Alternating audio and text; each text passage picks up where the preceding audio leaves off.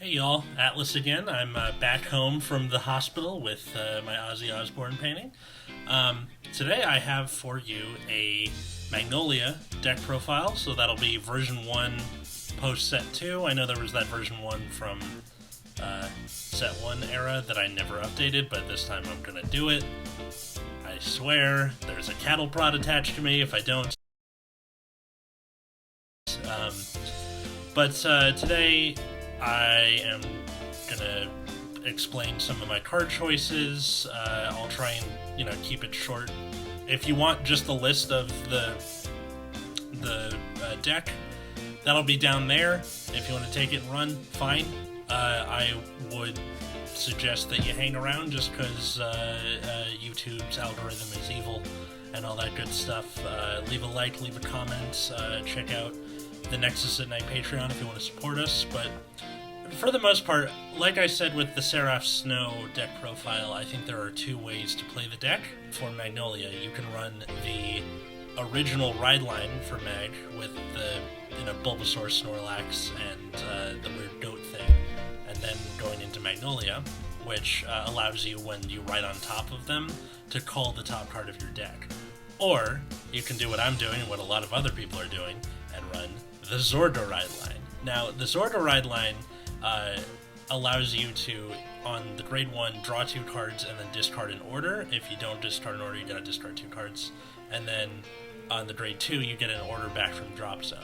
I think this is the superior way to play the deck, due to the fact that A, there are a lot of good orders in Stoicheia, but B, I think that it allows you a greater degree of control in shaping your hand and shaping your drop zone, which becomes important when we get to, again, a certain order.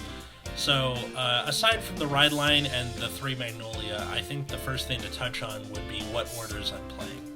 So, first off, I'm playing 4 copies of Wild Intelligence, which is a grade 0 order. You can use it, Counterblast 1, mill 3, choose a card from your drop, call it to rear. If your Vanguard is Magnolia, you can call 2 things instead of 1. This is a complete staple. You do need 4 of them. It is very good. But I think the kicker with this is because it's a grade 0 order, you can use it to then call 1 thing from drop and mill if you want to. I have not used that very often, but it is a thing you can do. So I think it's a very flexible order. It's a definite 4 of. But that's not really enough to make Rancor Chain consistent. So the kicker now lies in, what do the rest of your orders want to look like? A lot of people ran Ghost Chase in set 1, which was a blitz order that allowed you to bounce a thing and give your a unit, I think it was unit or your Vanguard, 5k for the battle, so it was a 5k shield. I think this works better in the original ride line version of the deck because it allows you to bounce a trigger that you called off the top of the deck by accident. I don't think you necessarily need it now, just because there is a greater degree of control for what you're calling to your board, and also Black Husk Dragon cannot retrieve blitz orders from the drop when you ride him. So I think if you want your orders to all be normal orders, and again, that can run into the territory of Zorda's problem, which is you have a huge hand and they're all normal orders that you can't guard with. So I think there's a balance there that I'm still working towards. As of right now, I have 7? Yeah, I have 7 orders in the deck. So far, that's working pretty good. I might increase that, I might decrease it. The thing with Rancor Chain's effect is that discarding 2, while making it so that your ride up is not a plus, it's a wash, it's not the worst thing in the world, because you are then setting up for Wild Intelligence and for a few of the other cards. I think this is where you have the greatest degree of flexibility in deck building. So for me, what I have right now is I have 1 copy of Spiritual Body Condensation, which is the Soul Blast, get something from drop, it gets 5k. This basically operates as a mini Wild Intelligence, so that's always going to kind of be a good card. A Monster Reborn is never bad.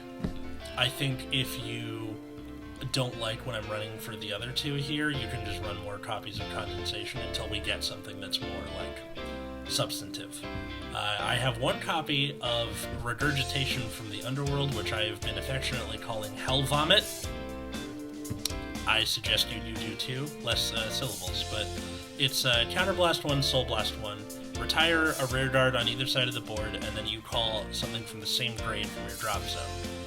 If it was part of Alchemagic, you call 2 things. So obviously better in Zorga, but the thing here is that you can use it as a form of spot removal, which has come in quite handy. I remember playing against an Orphis player at my locals and using it to retire his Cardinal Noid, which means he didn't get to do his big column and then retire and draw a thing. It can retire Leonard without having to focus attacks on the Leonard. So I think that is a very fun tech. I can understand it's kind of a high cost, especially in something like Magnolia, which goes to resources pretty quickly. So I say experiment around with it. You don't need more than one. You really don't. There's also, what is that? Harvesting Season. I keep calling it Fruitful Season from the Japanese version of the card, which is you choose your back row gets 5,000 each, 5k on each thing, but they can't boost and they can't move. This is obviously to be used with your Magnolia on your Persona Ride turn. It makes the turn more powerful. It also makes things like Glow Nipples have more of you can just attack with it first and give the 15k somewhere, instead of having to rely on the Vanguard to give it the back row attack. I found this to be a little more situational with testing. I think I might end up cutting it for another condensation, but I'm not sure yet. I have found it useful in some situations versus others. So that's what I have right now, is 7 orders. I think that's a good balance for setting up the Rancor Chain. I know I'm talking about this a lot, but I think it's important to keep that in mind.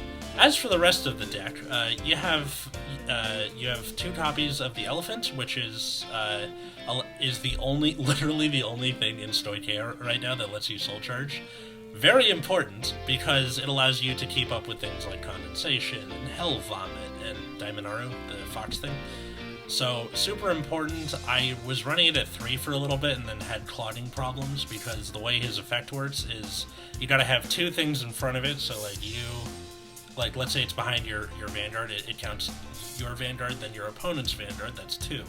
And then if there's a third thing, then you get the Soul Charge. So you really only kind of need 1 on the board at a time, but it is very important. I do recommend putting this behind your Vanguard if you can. At the same time, though, if you're playing against an opponent with a completely full board, you can put it in the front and it'll still be a 23k attacker, which means it hits over triggers on damage. So yeah, real good card. Damainaru, I mentioned before, he's the kind of like a mini Magnolia. On play, you get to Soul Blast, give something 5k in back row attack, and then if he's chosen by a Vanguard's effect, he gets 5k for the turn. Now, I notice what a lot of people will do is that when they are on their Persona Ride turn, where Magnolia gets to choose 3 things, they'll always do the 3 back row things. Now, this obviously is good because it gets you 6 attacks, but the problem is that if the opponent takes a trigger on damage, it shuts off roughly half of your board. I think it's important to keep in mind where you're putting your Damainarus, because he is essentially doubled up when chosen by Magnolia. So I think it's important to sometimes put a booster behind Damainaru, and sometimes when you're doing your Magnolia Persona Ride effect, you go 1, 2 in the back and then choose Damainaru, and that's a 10k boost, which then allows it to, with your 8k booster, hit 28, which means over a trigger. Even if you're just putting it in the back, it's now hitting for 20, which is still pretty solid. So I think this card has a lot of flexibility. Obvious 4 of. It's going to be like that for a while until we start getting more easy ways to, give your stuff back row attacks. I really like that they printed this card. I do wish there was just a little bit more soul charging. Still 2 copies of Glow Nipples. I wasn't running him for a while, and then the more I saw these lists with him at 2, the more I realized, yeah, I should probably just go with the crowd on this one. He is a very flexible card. Worst case scenario, put him in the front with a booster or something. He's still a 10k that can intercept. It's a fine card. I wish we got a little bit more countercharging, just so you can use him more. It's kind of awkward if you do Wild Intelligence, then Magnolia, then Glow Nipples. That's 3 in a turn. Speaking of countercharging, I got 2 copies of Swell Assault, which is a promo. If he boosts something that hits Vanguard on the 3rd battle or more, you can retire him and countercharge 1. So again, literally the only thing that countercharges outside of that terrible order from the first set that's like, what was it, like kill 2 things and then countercharge, not worth it. This thing, on the other hand, only kills himself, which may seem like a bad thing, but it also allows you to, like, reorient your field on the next turn, which you will be likely doing a lot. It gets out of the way against something like Leonard, but it also allows you to be aggressive, because you can, like, use up a bunch of counterblast, and then this is hitting for, you know, hitting for big numbers, and then it gets out of the way, you countercharge, you're ready for next turn. Don't think you need more than 2. I had it at 1 for a while, it was working okay, but I was like, I think I want to see that more. So 2. And of course, the thing that everybody's talking about, there's 3 Urjula, 2 Koocy. So Urjula is a grade 1 with 2 continuous effects. 1 gives the thing in front of her resist. Okay, nice. The important thing is that while she's on board, you can move cards horizontally in addition to vertically. So basically everything can be anywhere that it needs to. So for things like your Elephant, or mostly Koocy, which is a 15k grade 1 with no shield, that can only be called to back row center. It can be moved, though, with Urjula, so there will be turns where you, like, call it to the back, call Urjula, move, and you now have a 15k attacker in the front. I was running 4 at one point, and then I had some clog, so I downed it to 3, still had some clog, put it at 2, it's working fine. I think you see it enough because you go through your deck with things like Wild Intelligence and just the amount of aggression that you do, that I think, like, that combo is a very worth it thing to put. It allows you to be aggressive early, and then later in the game, again, he, with Magnolia's effect, hits 20, so a pretty good number there. You can put him in the front with an 8k booster that's hitting 23, that's hitting numbers, so it's good stuff. As for the triggers, again, you got your Stoicheia over trigger, which, until they give us a better one, that's what we're working with. And then I'm doing Rainbow the rest of the way. So 4 crit. Now, I had 8 crit before, but I think I ended up switching it, A, because the opponent taking triggers on damage sucks, and having front triggers allows you to kind of remedy that. Where now you can go, okay, I got a front trigger. I can then allocate my Magnolia boost to the back row, which then means it allows you to be more flexible with the opponent taking stuff on damage. It's you get more for less with the front trigger. And then also the new front triggers have 5k extra shield. Nothing wrong with that. And then lastly, 3 draw, which, you know, you're an aggressive deck. Sometimes you run out of stuff. Getting draw triggers helps. Discarding draw triggers for ride line is probably the best thing you can do. So that's pretty much the deck. I think in terms of, like, flexibility spots, Swell Assault isn't absolutely necessary. You just have to play a little differently, and with less counterblast, I think you would probably cut out, like, Hell Vomit. You can run a second Fruitful Season, run another Spiritual Body Condensation. I think the kicker there would be just 7 or 8 orders, I think, is a good number, because you have 46 cards in the deck after the ride line. With 7 to 8 cards, that's roughly, you have a 1 in 4 chance of getting it in the opening hand. I think it's important to aggressively mulligan for orders. If you get, like, 2 PGs, in the mag ride line, you would just keep the 2 PGs. But I think it's important to, like, in the Zorda ride line version, put one of those back and try and get your Wild Intelligence. Try and get your Condensation, something. And because you run so many orders, there's also Coffin Shooter, who allows him to call himself back from drop by binding an order. You're not using stuff for Alchemagic, so why the hell not? You don't need to. I mostly just use him as a way to kind of heal the breach against things like Leonard/Bruce.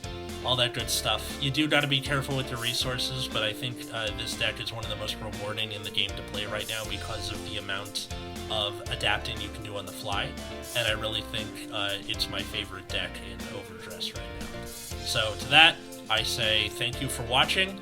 Like I said, leave a like, leave a comment. If you want to help support the show, patreon.com/Nexus at night.